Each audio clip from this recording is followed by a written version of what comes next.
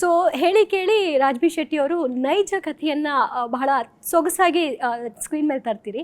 So ಈ ಸಿನಿಮಾಲಿ ಅಣ್ಣ ಹೇಳಿದಾಗ ಎಷ್ಟು ನೈಜತೆ ಇದೆ ಅಂತ ಹೇಳ್ಬೋದು ನೀವು? ನನ್ನ ಪಾತ್ರ ನೈಜತೆಯಲ್ಲೇ ಹೋಗುತ್ತೆ. ಬರೀ ನೀವು ನಿಮ್ಮ ಪಾತ್ರದ ಬಗ್ಗೆ ಮಾತ್ರ ಮಾತಾಡೋದಾ? ಅಲ್ಲ ಅಂದ್ರೆ ಸ್ಟಾರ್ಟ್ ಮಾಡಿದೀಗ ನೈಜತೆಯಲ್ಲೇ ಹೋಗುತ್ತೆ. ಸೊ ಇಡೀ ಸಿನಿಮಾದಲ್ಲಿ ರಿಯಾಲಿಟಿ ಇದೆ, ಆದ್ರೆ ಅಂದ್ರೆ ಆ ನೈಜತೆ ಕೆಲವು ಸಲ ಒಂದು ಸಿನಿಮ್ಯಾಟಿಕ್ ನ ಜೊತೆಗೆ ಫ್ಯಾಂಟಸಿ ಈ ತರ ಹಾದ್ ಹೋಗುತ್ತೆ ಇದು. ಸೊ ಹಾಗಾಗಿ ಇದು ಎಲ್ಲದರ ಒಂದು ಸಮ್ಮಿಶ್ರಣ ಇದೆ. ಬಟ್ ಅದು ಬೇಕು ಅಂತ ಆಡ್ ಮಾಡಿದ್ದಲ್ಲ, ಆ ಕತೆ ಹೋಗುವಂತ ಒಂದು ಪಾತ್ ಏನಿದೆ ಆ ಪಾತ್ ಆ ತರ ಇದೆ. ಹಾಗಾಗಿ ನನ್ನ ಪಾತ್ರ ನೈಜತೆಯನ್ನ ರೆಪ್ರೆಸೆಂಟ್ ಮಾಡದೆ ಬೇರೆ ಬೇರೆ ಪಾತ್ರಗಳು ಬೇರೆ ಡೈಮೆನ್ಷನ್ ರೆಪ್ರೆಸೆಂಟ್ ಮಾಡುತ್ತೆ. ಅದು ಈ ಸಿನಿಮಾ ದೊಡ್ಡ ಸ್ಟ್ರೆಂತ್ ಅಂತ ನಾನು ಭಾವಿಸ್ತೇನೆ.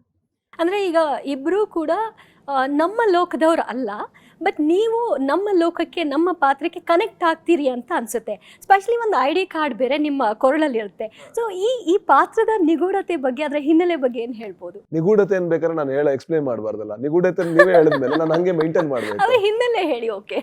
ಅಂದ್ರೆ ಇದರಲ್ಲಿ ಯಾರು ಕೂಡ ಒಂದೇ ಡೈಮೆನ್ಷನ್ ಅಲ್ಲಿ ಇರಲ್ಲ. ಈಗ ನನ್ನ ಪಾತ್ರ ಕೂಡ ಒಂದು ಪಾತ್ರ ಎಲ್ಲಾ ಕಡೆ ಹಾದು ಹೋಗುತ್ತೆ, ಎಲ್ಲಾ ಪಾತ್ರಗಳು ಇನ್ನೊಂದು ಪಾತ್ರಲ್ಲೂ ಬಂದು ಹೋಗುತ್ತೆ. ಹಾಗಾಗಿ ಅದು ಯಾವುದು ಏನ್ ಕತೆ ಅಂತ ನೀವು ಸಿನಿಮಾದಲ್ಲೇ ನೋಡ್ಬೇಕು. ಮತ್ತೆ ಅದೇ ಆನ್ಸರ್. ಏನಾದ್ರೂ ಅರ್ಥ ಆಯ್ತಾ? ಅರ್ಥ ಆಗಿದ್ರೆ ಕಾಮೆಂಟ್ ಮಾಡಿ. ಓಕೆ.